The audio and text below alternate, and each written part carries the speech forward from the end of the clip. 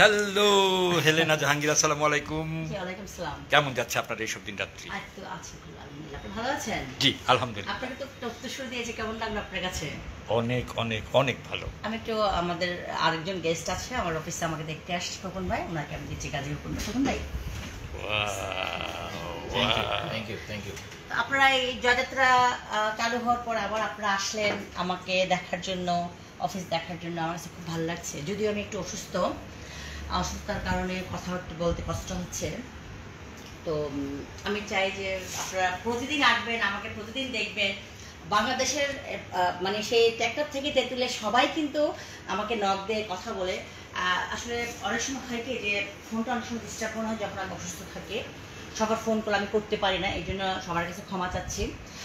আজকে যেমন একটা ঘটনা হচ্ছে যে আমি একটা মানে এত সুস্থ একটা মেয়ে বারবার ফোন করতেছিল কুমিল্লার, তো বাধ্য হয়ে আমি একটু রেস্টে ফেলে দিতে হয়েছে মেয়েটার নাম্বারটা। কারণ আমি আসলে এত শরীর খারাপ বা এত ফোনে আমার ইমার্জেন্সি কথা বলতে তখন যদি কেউ ফোন করে ঝামেলা হয়।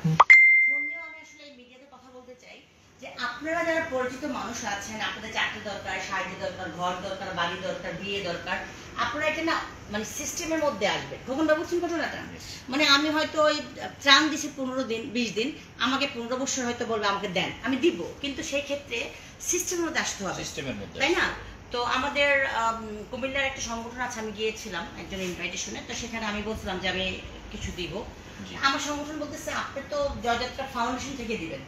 জয়যাত্রা ফাউন্ডেশন থেকে দিতে হলে তো জয়যাত্রা ফাউন্ডেশন পুরো টিম নিয়ে যে আমরা সিস্টেমেটিক ওয়েতে, কারণ আমাদের এগুলো আর্কাইভ রাখতে হয়, যেহেতু আমাদের ফাউন্ডেশনটা এই জয়যাত্রা ফাউন্ডেশন কিন্তু সরকারের অনুমোদিত একটা ফাউন্ডেশন, আর এখানে কিন্তু সারা বাংলাদেশের ট্র্যাক্টর থেকে তেঁতুলিয়া আমরা কাজ করেছি। বাট এখন পর্যন্ত এই ফাউন্ডেশন থেকে কিন্তু আমরা এখন পর্যন্ত কোনো অনুমোদন নেই। মানে আমরা যে অনুমোদন নিব বা অনুমোদন আছে, এটা অনুমোদন আছে, রেজিস্ট্রেশন নাম্বার আছে, অনুদান নেই। গভর্নমেন্ট কোনো অনুদান আমরা নেওয়া হয় না, গভর্নমেন্টের কোনো অনুদান আমরা নেই। তারপরে কত কিছু হয়েছে আমার সাথে, কত অন্যায় হয়েছে। আমি যদি দেখা যাচ্ছে যে আমার ড্রয়ারগুলি কিভাবে ভাঙছে দেখেন, আমার 500-600 কম্পিউটারের ভিতরে কোনো মালামাল নাই।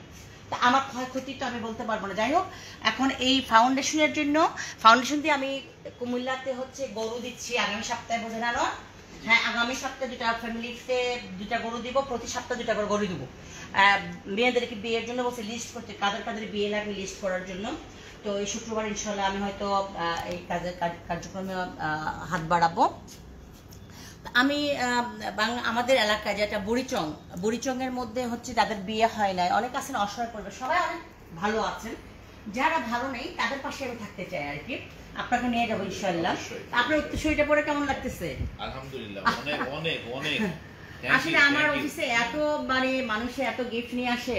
আপনি তো আগে পরে অনেক গিফট দিয়েছেন, আজকের গিফটটা একটু স্পেশাল, অনেক ভালো লাগছে, থ্যাংক ইউ। আর হচ্ছে আমার বাসায় প্রতিদিন এত মানুষ এত গিফট পাঠায়, আপনি পাঠাচ্ছেন একবার 1 ট্রাক ভরে তরমুজ আর কি কি জানি পাঠাইছেন। মানে আসলে ভালোবাসার বহিঃপ্রকাশ এভাবে হয়। একটা ভালোবাসার বহিঃপ্রকাশ হচ্ছে গিফট দিয়ে। একটা মানুষ মনে রাখে তার গিফটের মাধ্যমে। গিভ এন্ড টেক রিলেশন, প্রত্যেকটা রিলেশন। দেখেন, আল্লাহ পাককে যদি আমরা না দেখি, আল্লাহ পাক কিন্তু আমাদের পাশে দাঁড়াবে না। তা আমার ভাই জিজ্ঞেস করতেছিল যে আপনি হিজাব ধরছেন কেন? হিজাব আসলে আমি আগে ধরেছিলাম, মাঝখানে আমি ওমরা হজ করে গিয়েছিলাম বিশ্বকাপ খেলা দেখতে, এবং বিশ্বকাপ খেলার আমি জাতিসংঘ থেকে ইনভাইটেশন পাইছিলাম এবং জয়যাত্রার কার্ড দিয়ে আমি এন্ট্রি নিয়েছিলাম। সেটার কারণে আমি একটা ষড়যন্ত্র শিকার হই এবং 2 বছরের সাজা হয় আমার। তো আমি আমার আল্লাহ পাক আমাকে, এটা বিশ্বকাপের ছবি, ইয়েস, আমার ভাইয়ের ছেলে গিফট করেছে, সুহাগ সরকার। তো আমি বাংলাদেশের আসলে ভালো ভালো কাজগুলো, আমি ক্যাপিস্টন কোর্স করেছি, যেটা আপনি যেটা, হ্যাঁ, এই কোর্সটা কিন্তু অনেকে করতে পারেন, আমি কিন্তু করেছি ন্যাশনাল ডিফেন্স কলেজ থেকে। তো ওখান থেকে সার্টিফিকেট পেয়েছি অনেক। এই যে ন্যাশনাল ডিফেন্স কলেজের যে আপনার এটাও পেয়েছি, আমাদের সার্টিফিকেটটা ডিফেন্স কলেজ সার্টিফিকেট আছে, সার্টিফিকেট পেয়েছি। তো এগুলো আসলে এত তো ফেসবুকে বলা যায় না, এত তো ইয়েতে বলা যায় না, সার্টিফিকেটটা দেখা। তো আসলে বাংলাদেশের প্রতিটা সেক্টরের সাথে আমার ভালো ইন্টিমেসি ছিল, ভালো যোগাযোগ ছিল, সবাই আমাকে সম্মান করতো। এইটা হয়তো অনেকে পছন্দ করে না, এটা হয়তো অনেকের কাছে খারাপ লাগছে যে এই মহিলা সব জয় করে ফেলে। এফডিসির একজন ভাই বলছিল আচ্ছা আপা, আপনার ছেলে হলে কি করতেন? আপনি মেয়ে হয়ে এত কিছু, যদি আপনার ছেলে হতেন, আমি জানি না ছেলে হলে কি করতাম, তবে আমি আমার সময়টাকে কাজে লাগাই যেতে চাই। আমি যখনই মরি যেন বলতে পারি আল্লাহ পাক আমি কোনো খারাপ কাজে সময় ব্যয় করিনি, আমি ভালো কাজে সময় ব্যয় করেছি। এবং আমি লাস্ট হজ করলাম, বড় হজ করলাম আলহামদুলিল্লাহ, আমি 2006 করার পর এইবার ফার্স্ট করলাম। তো ফার্স্ট করার পর দেখে আমার সার্টিফিকেটগুলো দেখা একটু আমি। আচ্ছা আপা, আপনার গ্রামের বাড়ি কি বুড়িচং? ফাউন্ডেশন আপা বুড়িচং? আচ্ছা, ক্যাপাসিটি ন্যাশনাল ডিফেন্স কলেজে খুঁজে বার করে 10 মিনিট। হ্যাঁ, আমার বাড়ি হচ্ছে বুড়িচং, জিয়াপুর, চাঁদসার গ্রাম আমার শ্বশুর বাড়ি, যেখানে আমার কবর হবে। আমি আমার স্বামীকে বলতেছি বারবার যে আমার কবরস্থানটা সুন্দর করো, কারণ এই কবরে আমাকে ঘুমাতে হবে। আমার বাড়ি হচ্ছে ময়নামতি বুড়িচংয়ে, আমার শ্বশুর বাড়ি আর কি। আমার শ্বশুর ছিল সুবেদার মেজর। আমাদের বাড়িতে আমার নিজস্ব আমাদের কবরস্থান আছে, এবং আমাদের বাড়িতে আমরা যাই প্রতি সপ্তাহে যাওয়ার চেষ্টা করে। জয়যাত্রা ফাউন্ডেশনের ইয়েও আছে, ওখানে কমিটিও আছে, অনেক ভালো কাজ করে তারা। আমরা কিছু বড় দিচ্ছি আমাদের এলাকায়। তো খোকন ভাই কন্ট্রিবিউশন করবেন ইনশাল্লাহ, অবশ্যই করবেন। আর হচ্ছে আমার বাবার বাড়ি দাউদকান্দি। আমার বাবা ছিলেন মেরিন ক্যাপ্টেন। উনি আচ্ছা, মানে উনি এতই সম্মানিত ছিল, সেই যুগে উনি অনেক এডুকেটেড ছিল। তো আসলে মানুষের সময়, যে কালকে না পরশু একটা স্ট্যাটাস দিয়েছিল আমার ফেসবুকে, কে জানি আমার একদিন, যে কার কোন বছরের সময়টা খারাপ ছিল। 2021 সালে আমার সময় যে খারাপ হয়েছে, সেই সময় আর এখনো ভালো হয়নি। করোনায় কেড়ে নিয়েছে আমার 2টা বছর, 19-20। আমি অস্ট্রেলিয়া আমার মেয়ের সাথে গেছিলাম, আমার মেয়ের স্কুল থেকে। ওখানে আমি 1 মাস ছিলাম, আমার মেয়ের কোচিং টোচিং ছিল, ছিল একটা স্কুলে ছিলাম, বার্ন, ওই অস্ট্রেলিয়া বার্নে। ওখান থেকে হঠাৎ করে করোনা শুরু হলো, কোনো রকমের এয়ারপোর্ট নেমে আমি এন্ট্রি হয়ে, যেহেতু আমাকে সবাই চেয়ে, আলহামদুলিল্লাহ প্রশাসনের লোক আমাকে অনেক সম্মান করে, আমি প্রশাসনকে সম্মান করি। এবং বাংলাদেশের প্রতিটা সেক্টরে যারা ভালো কাজ করে সবাইকে আমি সম্মান করি। তো আমাকে ইনশাল্লাহ ওরা সম্মান করে বলে আমাকে ওরা আউট হয়েছি, আমি আউট হয়ে বাইর হয়ে আমার মেয়েকে নিয়ে বাসায় আসছি। করোনা শুরু হলো 2019-এ, বলতেছি যেটা 20-এ শুরু হওয়ার পরে। করোনার সময় আমি ঘরে বসে আমি অনেক ভালো ভালো কাজ করেছি। আমার ফাউন্ডেশন প্রত্যেকটা জেলা থেকে, উপজেলা থেকে আমি মানুষকে সহযোগিতা করেছি, কোনোটা ভিজিবল হয়নি, অনেকটা সবকিছুই ইনভিজিবলই ছিল তখন, কারণ করোনা তো। আচ্ছা, তারপরে হঠাৎ করে 21 সালে আমার বাসায় অ্যাটাক করে আমার জীবন থেকে সবকিছু কেড়ে নিয়ে গেল। তো আমি বোবা হয়ে বেঁচে আছি, আমি মৃত্যুপ্রায়, আমাকে বলা যায় আমি মৃত্যুপ্রায়, কারণ আমার আগের চেহারা এখনকার চেহারা মিল নেই। আমার আগের প্রফেশনালিতে এখন প্রফেশনালিতে কিছুই নেই। আমার নিজের ব্যবহৃত গাড়িটা বিক্রি করেছি আমি, তারপর আমার নামে যত ফ্ল্যাট, বাড়িটা কিচ্ছু নেই, কারণ আমার মামলা চালা থেকে আমি সব নিঃস্ব হয়ে গেছি। মনে 70-এর একটা মামলা দাও তাহলে শেষ হয়ে গেছে। তো জয়যাত্রাটা 4 বছর বন্ধ ছিল, আমি জয়যাত্রাটার জন্য আসলে বেঁচেছিলাম। আমি চাই আমি মরে যাওয়ার পরে যেন জয়যাত্রা চলে, জয়যাত্রা টেলিভিশন হোক, জয়যাত্রা ফাউন্ডেশন হোক। জয়যাত্রা নিয়ে যে এত কন্ট্রোভার্সি খোকন ভাই, কিন্তু জয়যাত্রা, আমার ফোনটা ধরো তো, অনেকবার ফোন করতেছে, জয়যাত্রা নিয়ে এত কন্ট্রোভার্সি, অথচ প্রত্যেকটা নিউজে, প্রত্যেকটা পত্রিকা, A grade, B grade, C grade, সব জায়গায় জয়যাত্রা চেয়ারম্যান হেলেনা জাহাঙ্গীর। তো জয়যাত্রা চেয়ারম্যান তো আমাকে তারাই বানাইছে, ব্যবসায়িক নেত্রী আমাকে তারাই বানাইছে, রাজনৈতিক নেত্রী তারাই বানাইছে। কে বানাইছে? মিডিয়া। এবং মিডিয়া কুকুরে আমাকে মাদক ব্যবসায়ী বানাই দিচ্ছে। আমি কোনো মাদক খাই না, আমি মাদক সেবন করি না, সয়ার আপন গড়, আমি মাদক সেবন করি না কখনো। আমি 5 ওয়াক্ত নামাজ পড়ি, আমি তাহাজ্জুদ নামাজ পড়ি, এবং আমি ইয়াসিন সূরাও পারি, সবই পারি। অনেকে এসে পড়ে, কিন্তু আমি সেটা করি না, আমি আল্লাহর কাছে মনে মনে পড়তে থাকি। তো যাই হোক, আমি যেটা বলতেছিলাম, আমার এই জয়যাত্রা ফাউন্ডেশন দিয়ে সারা বাংলাদেশ ব্যাপী আমি কাজ করব, এবং আমাদের সামনে প্রজেক্টগুলো হচ্ছে মেয়ে বিয়ে দেওয়ার। আমি এখন বুড়িচং কেন্দ্রিক কাজ করবো, কুমিল্লা কেন্দ্রিক কাজ করবো, কারণ আমি সারা বাংলাদেশ ব্যাপী কাজ করে দেখেছি, আমার পাশে কেউ দাঁড়ায় নাই। একটা মানুষ বিপদে পড়লে কেউ দাঁড়ায় না, আমার পাশে কেউ দাঁড়ায় নাই। অথচ সত্যি কথা বলতে গেলে, আমি আজকে লাইভে সত্যি কথাটা বলতে চাই, এখন যারা বিপদে পড়ছে সবাই আমাকে নক করে যে আপা আমাকে একটু হেল্প করেন, আপা আমাকে একটু হেল্প করেন। বাস্তবতা, আমাকে প্রতিদিন অন্তত 100খানি ফোন আসে, আপা আমাকে হেল্প করেন। অথচ আমি যখন বিপদে ছিলাম, আমার জন্য কেউ 2 অক্ষর লিখে নাই, আমাকে কেউ জেলখানা দেখতে যায়নি, আমাকে কেউ 2 টাকা দেয়নি। হ্যাঁ দিয়েছে একজন গাজীপুর এক ভাই, সে ফারুক ভাই, আমাকে কোর্টে যে টাকা দিয়ে আসছে জেলখানায় যে। সবুজ আছে বৈশাখী টিভিতে, সে আমাকে দেখতে গিয়েছিল, 10 মিনিট কথা বলেছিল। এইভাবে এই 2-3 জন ছাড়া আমার লাইফে কেউ আমাকে দেখতেও যায় না, আমাকে এই 2 শব্দ লিখে না, এই 2 জন ছাড়া আমার মনে আছে সব। আর যারা করেছে সানি নামের একটা ছেলে আছে সৌদি আরব, সে লাইভ করছে যে আমার আপা, এবং ইলিয়াস টিলিয়াস ওরা আছে, সবাই আছে, ছোট ভাইরা সবাই লাইভ করছে আমার জন্য। ওদেরকে আমি সারা জীবন ভালোবেসে যাব, ওদের পাশে আমি সারা জীবন থাকবো। যে হ্যাঁ না পাঁচকে কেন অ্যারেস্ট, আমাকে অনেকে বলছে আপনি সাবধানে থাকেন, আপনাকে বারবার অ্যাটাক করবে, বারবার অ্যাটাক করবে।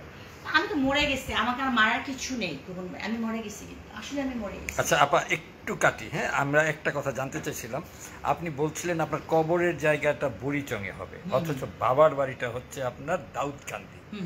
আমরা যদ্দূর জানি মেয়েরা বাবার পরিবার, বাবার লোকজনের প্রতি চরম দুর্বল থাকে, অথচ আপনি শ্বশুর পরিবারের জন্য করছেন, এর কারণটা যদি একটু বলতেন। আচ্ছা, আমি হচ্ছে বিয়ের পর থেকে আমি আমার বাবা মাকে ভুলে গেছি। আমি আমার বাবা মাকে ভুলে, মানে বাবা মা অন্তরে আছে, বাট আমি আমার শ্বশুর বাড়ির, মানে এটা হচ্ছে আমার নীতি, আমি নীতিতে অটুট সবসময়। আমি আমার হাজব্যান্ডের ছেলে মেয়ে, মানে আমার ছেলে মেয়ে, আমার দেবর, ভাসুর, ননদ, সবাই কিন্তু আমি প্রিয় ভাবি, এবং আমি গোলশান সোসাইটিতে আমি প্রিয় ভাবি, আমি জগার সোসাইটিতেও প্রিয় ভাবি। কারণ আমি সম্পর্ক রাখার জন্য প্রতিদিন ফোন SMS দিতে পারি না, বাট আমি তাদেরকে ভালোবাসি। যখন তারা আসে আমার এখানে, আমার বাসায় আসে বা কোনো প্রোগ্রাম, তাদেরকে সবচেয়ে বেশি আপ্যায়ন করার চেষ্টা করে থাকি। এবং আমার ছেলের মেয়ের বিয়েতে তারা অনেক বেশি আনন্দ করেছে, আমার চোখে দেখা। তো যাই হোক, আমি আমার শ্বশুরকে ভালোবাসি, ওখানে আমার মাটি হবে। আমি প্রতিদিন এটাই ভাবি যে আমি যদি এখন মারা যাই, আমার এই রাজত্ব কিছুই থাকবে না, আমার এই কম্পিউটারটা আমার সাথে যাবে না, আমার এই বকটা আমার সাথে যাবে না, আমার এইটা আমার সাথে যাবে না, আমার সাথে কি যাবে, আমার দেহটা যাবে। সেই দেহটাকে আমি হেফাজত করি, এই জন্য আমি হিজাব ধরেছি, 5 ওয়াক্ত নামাজ পড়ে। 5 ওয়াক্ত নামাজ আমি ছোটবেলা থেকেই পড়ি। তো আসলে মানুষের শেষ কিন্তু একটাই, সেটা তার শ্বশুর বাড়ি, যদি ভালো মেয়ে হয়, ভালো। আর আমার কথা হচ্ছে, আমি বিয়ে করেছি, আমি তো সংসার করার জন্য বিয়ে করেছি, এবং আমার জায়গা, আমার 3টা ছেলে মেয়ে, তারা হচ্ছে আমার নারের সাথে জড়িত, আমার মাটি তো ওইখানেই হবে।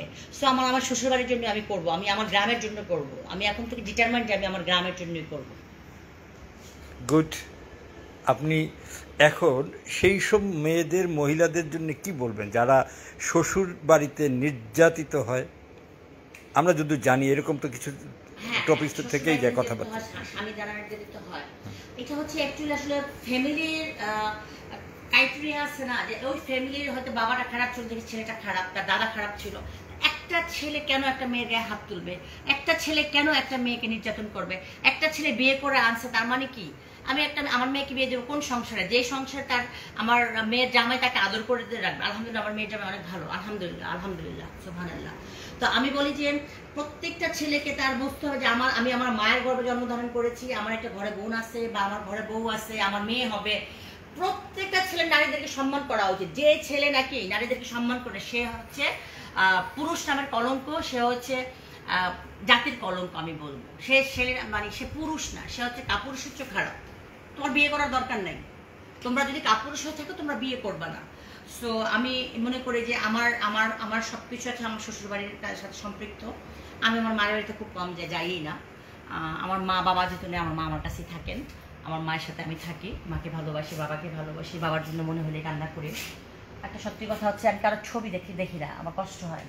আমার বাবার ছবি দেখতে গেলে আমার কষ্ট হয়, আমার আমি যাদেরকে ভালোবাসি তাদের ছবি দেখতে গেলে কষ্ট হয়।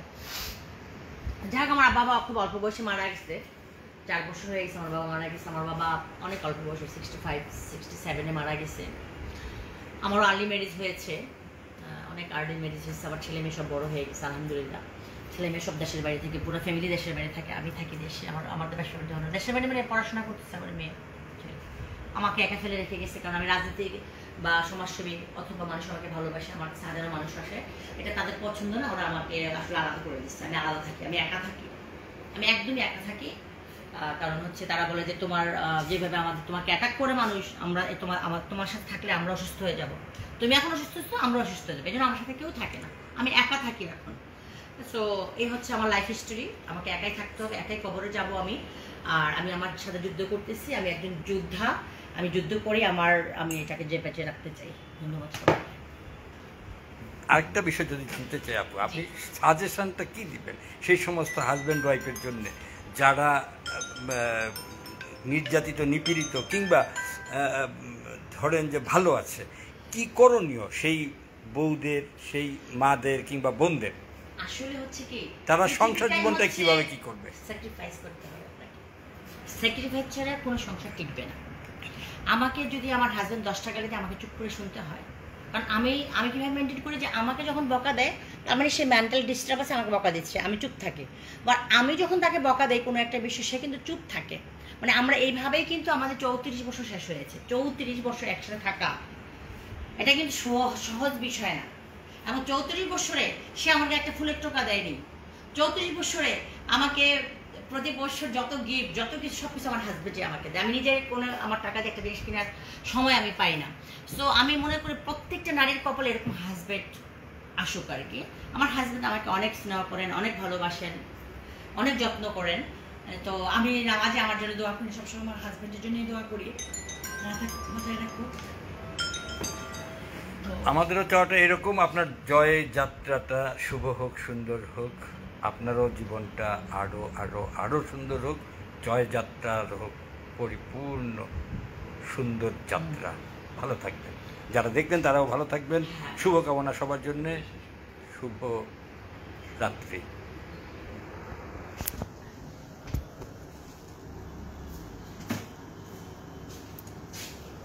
ভালো কিছু হয় নাই, তবে বৈশাখ কথা বলে নিতে পারতাম।